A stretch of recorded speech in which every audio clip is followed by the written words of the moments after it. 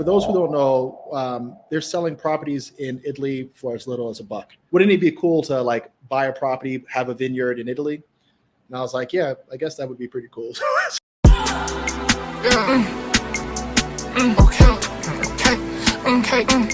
It's property. So what was your first property overseas? Can you tell us how that went? The first property overseas. Yeah. So the first property overseas was a property in Italy. So for those who don't know, they're selling properties in Italy for as little as $1.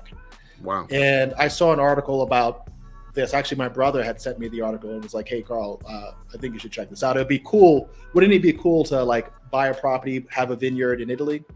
And I was like, yeah, I guess that would be pretty cool. So I looked into it and I found one of the towns. It was actually in the news article that were hosting these €1 homes. So I flew out there. I set up an appointment to see some of the properties. I flew out there, and my mindset was, there's not much coverage on it. I'm going to go out there.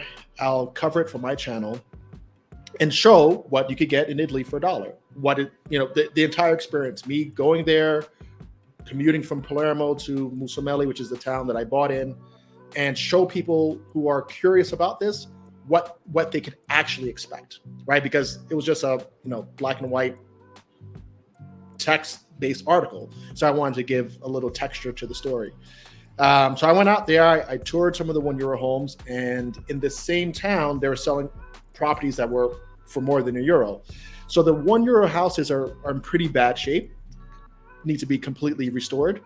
But for a few $1,000s, like $5,000, $10,000, $15,000, you could buy a home that is essentially livable. Wow. So I ended up buying 2 properties there, one for €5,000, one for €12,000, both of them livable, and documented that entire process of restoring the homes and utilizing them as now my vacation homes when I travel with my family.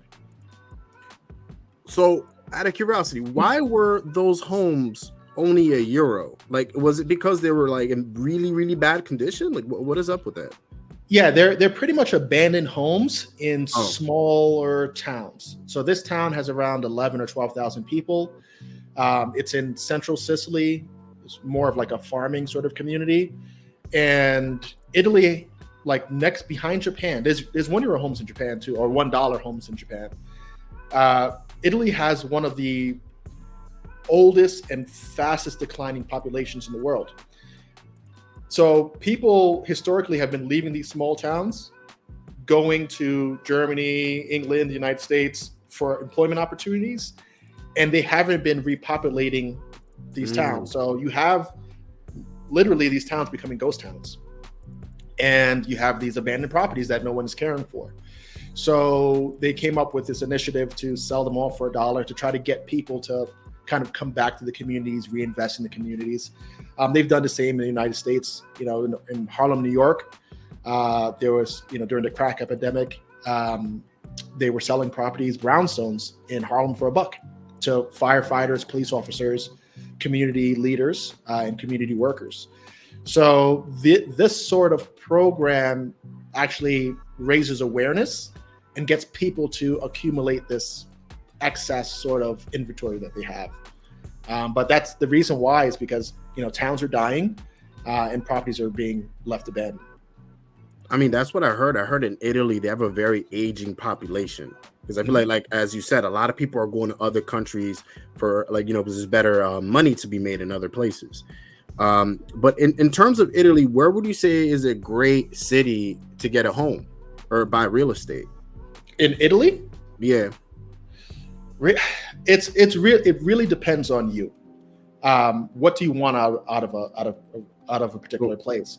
So if you're looking for kind of appreciation or rental income, you're going to need to be in one of the larger cities. So Rome, Milan, Naples. You're going to stand to benefit from just the sheer density of those towns, people coming in for tourism, people coming in for industry. So obviously Rome for tourism, Milan for industry.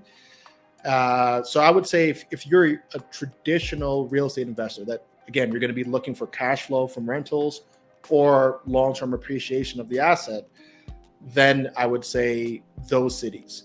If you're looking to get cheap properties that you're going to use for yourself, you want to just get away from the hustle and bustle of the city, you want to bring your living expenses down, then any place in rural Italy are going to have these sort of homes. Kevin, what's left in Italy for $1 are pretty much ruins.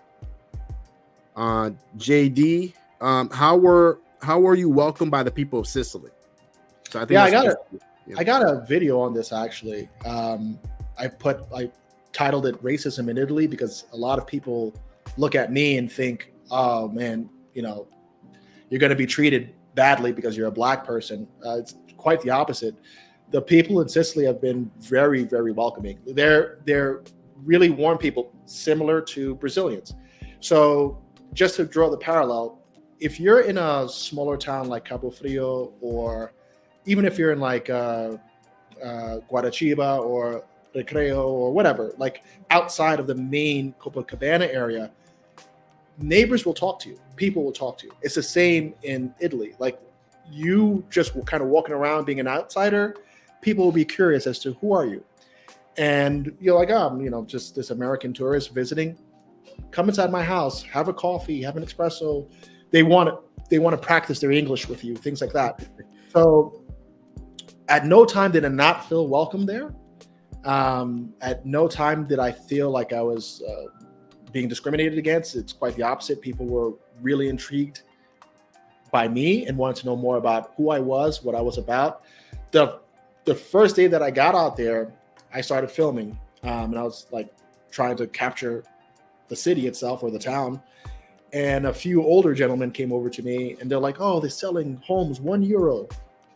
Right, and pointing to the community.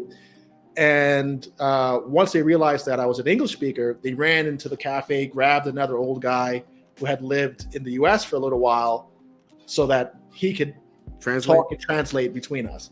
So, in this town, I could go out to the cafe and the coffee will be on the house just because, or ice cream on the house. Everything, like, it gets difficult to pay for things. You go to the local market, you buy some mushrooms, here's some peppers on the house.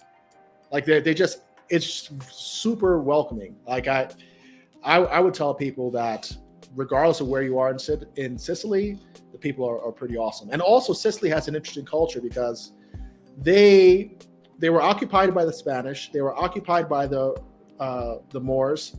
They were occupied, I believe, during the Ottoman expansion. So they have quite a few, like, they were occupied by the Greek. They have, like, the Romans, of course, at some point. They have all of these, like, layers to their culture, in their food, in their language, in the look of the people. So they're really welcoming to outsiders, surprisingly. So what would you say are some other great factors in terms of living in Italy, besides the warm people and the great people? Cost of living is fairly low. So the average wage in Sicily is going to be like $1,500 a month. Okay.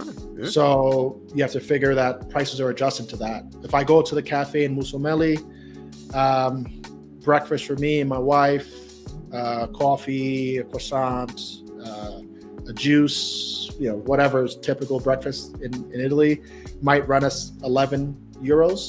The coffee is like $1.50 at a sit-down cafe. So the cost of living is fairly low. Weekly supermarket run might be like 60, 70 euros. And that's to feed a family of 4. Rent. So if you're renting a 3-bedroom apartment in this town, like in a newer building, you're talking about €300 a month.